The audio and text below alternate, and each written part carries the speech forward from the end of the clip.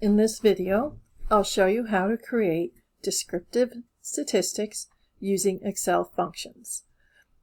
I'm working with a data set of 15 observations of student names in column A and hours worked in column B.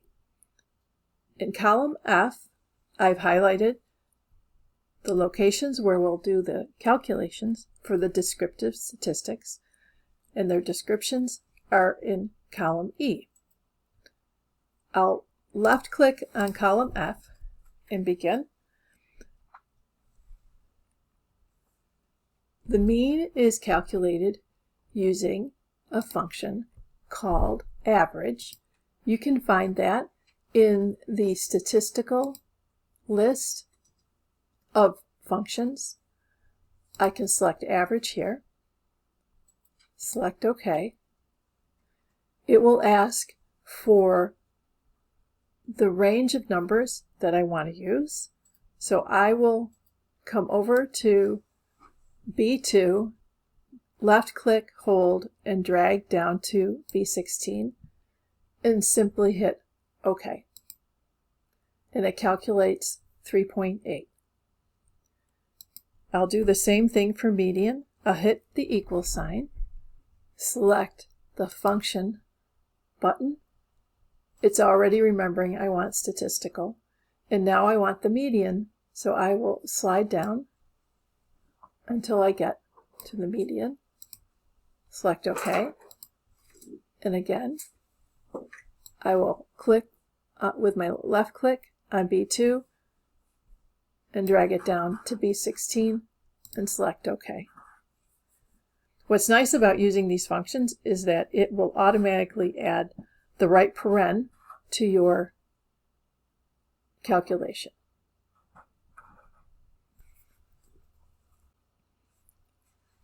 To calculate the mode, choose function, look for mode, and within mode you have two choices. You can choose the multiple. The multiple option will return a vertical array. That's not what we want. We want a single value to return, so we'll choose mode single. Hit OK. Left click on B2 through B16 and hit OK. For the variance of the population, again, we come to the function and we'll slide down to variance. .p will return the variance of the population. OK. Left click B2 through B16. OK. Now we're looking at the standard deviation of the population.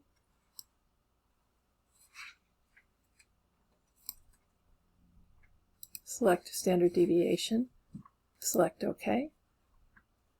Left click B2 through B16. When we look for the maximum, we slide down here. And of course, after you use these a few times, you don't need to use that function button. But as I may have mentioned, it certainly makes it easy because it doesn't forget to give you a paren at the closing of the function.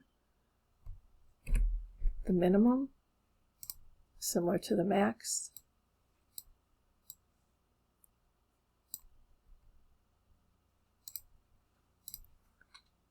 Select your range. And now we get to the standard deviation, the variance for the sample, and this differs by the denominator. That's called Bessel's correction. Come down to the variance for the sample, variance var.s. OK. We select our data array, and finally we're at the standard deviation.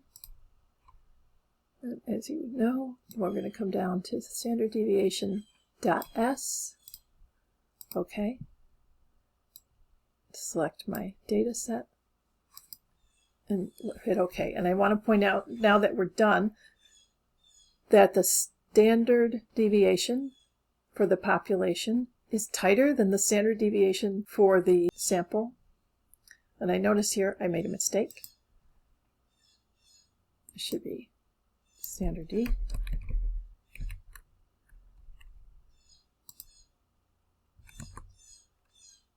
Get rid of that. And notice too that the variance for the population is tighter than the variance for the sample.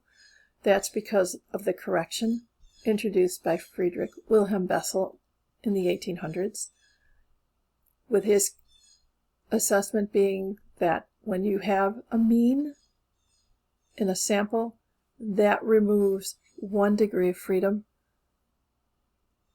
and therefore your denominator should be smaller to account for the greater variability present in a sample.